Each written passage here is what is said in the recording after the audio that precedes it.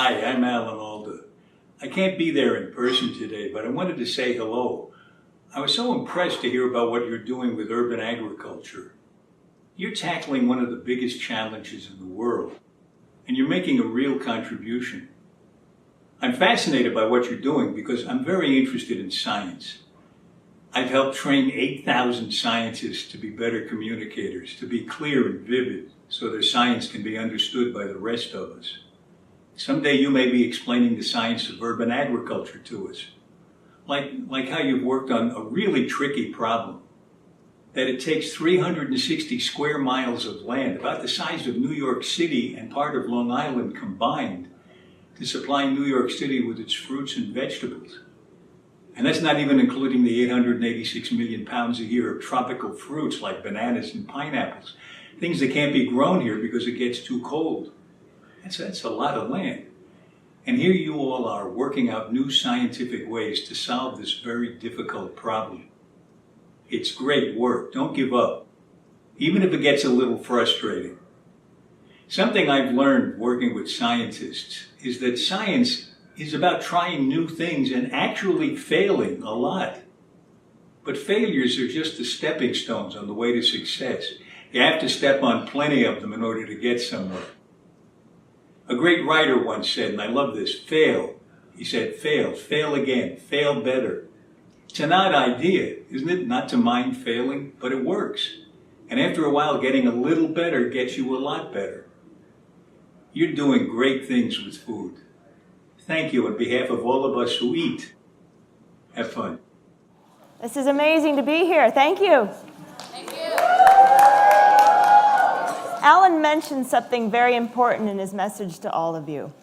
He said that after a while, getting a little better makes you a lot better. Do you think he means to keep practicing? To keep experimenting? Yeah? Okay. And above all, to keep trying?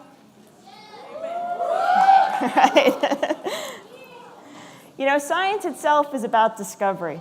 It is about trying new things and not being afraid to fail, and to keep on going with the understanding that what you do matters deeply for everyone. Now, I come from a really small town. It's about 90 miles north of New York City, and it's pretty much an agricultural community, and it's very different from a place like New York City. But in the place where I grew up, everybody has a garden. And especially in the summer, it's not uncommon to come home and find that somebody has left a brown paper bag for you full of radishes and lettuce and carrots and cucumbers and zucchini, and always tomatoes, lots and lots of tomatoes. So at a very early age, I learned that there's a community aspect around farming, and it's also something that's very, very social. So at the same time as you're sharing food, you're also sharing a great deal of knowledge. And when you share knowledge with somebody, it means to care. When you share food with somebody, it also means to care.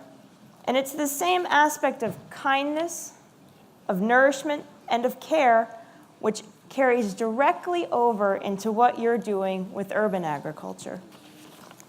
When we share food together, we break down a lot of the meaningless and the pointless barriers that exist between us.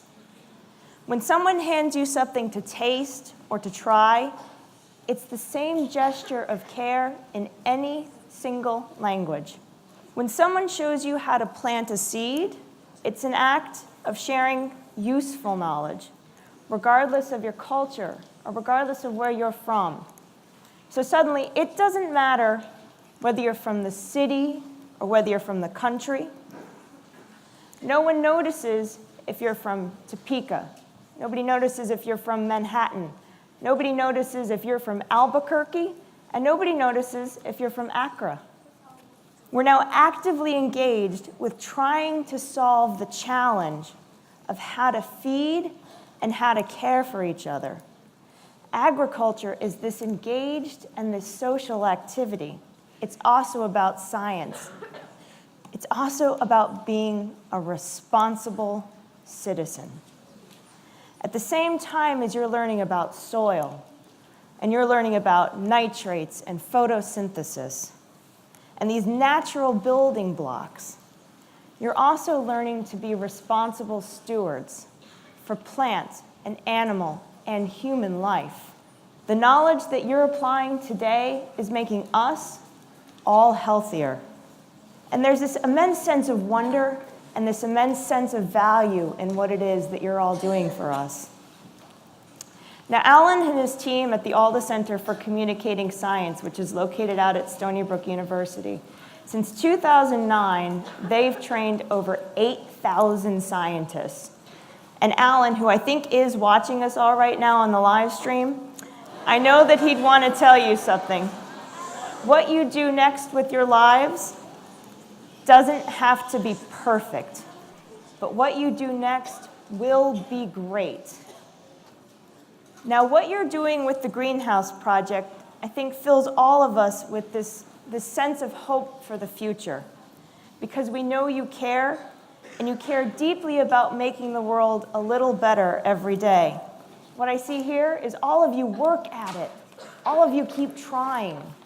Last week, I was very fortunate. I got a chance to go visit the Greenhouse Project right up here, a couple blocks down the street. And what I saw were all sorts of experiments. And I was most impressed with some of the experiments that you had all done with vertical farming. And some of you, as we're seeing today, have developed all of your own systems. It's incredible what you're doing. You've made things out of recycled water bottles. You've made use of all of the available recycled water systems that are coming in through the school. You've used the pumps. You've used everything that you can find that you can get your hands on. And your teacher explained that what you were trying to do was to find innovative ways to make the most productive use of all of the available growing spaces within the classroom. You were being efficient with the use of the recycled materials, and you were also being highly effective with all of the use of the recycled water sources that you could find. And the plants along these systems looked incredibly well cared for and exceptionally healthy. And what fascinated me most about this was the way in which each of you were interested in what the other person had discovered. And you didn't make it any kind of competition. Everything that you were doing in these classrooms was this grand and beautiful collaboration. Your experiments were all about improving on each other's efforts. It's this same type of cooperation that I saw in those classrooms that I know will help solve the challenges of tomorrow and lead to great discoveries. What you're learning and what you're doing with the Greenhouse Project will have an immense and a profound impact on the future. Each of you, all of you here in this room right now, are the architects of tomorrow. You are the courageous ones, you are the brave ones, and you're the ones who have these bold visions and these grand ideas that will triumph in the future. When I was in college, I happened to study political science and philosophy. I wanted to try and solve some of the global challenges that exist right now through better public policy and applied theories about good government. And when I visited your school to see your projects up close, it made me think about something that I had read a very long time ago. So there was this Greek guy who lived thousands and thousands of years ago, and he was super, super smart. He was basically like the Einstein of political philosophy, and his name was Socrates. And Socrates was known to have said that nobody is qualified to be a statesman or stateswoman who is entirely ignorant of the problem of wheat. It sounds a little bit like what you're doing. What Socrates means by this is that great leaders need to know about agriculture. Great leaders can't be ignorant about the environment. Knowledge of these facts will feed us, but ignorance leads only to famine. And this was as true in Socrates' time as it is in ours. I'm so proud of all of you, each of you here right now, and your teachers, and everything that you're doing for us. And I'm thankful for a future where young statesmen and women, just like you, are trying with new ways to build sustainable communities, to build a more thoughtful and a caring world around agriculture, around science, around knowledge, and access to healthy and nourishing food for everyone. So I want you to take Socrates' advice. Seek knowledge and don't be ignorant of the facts. I want you to take Alan Alda's advice. I want you to keep trying. I want you to keep failing and keep trying again. Because I think, and we all think, that each of you right now is making the world a whole lot better. So thank you guys. It's an honor to be here today. You are amazing and incredible, and a round of applause.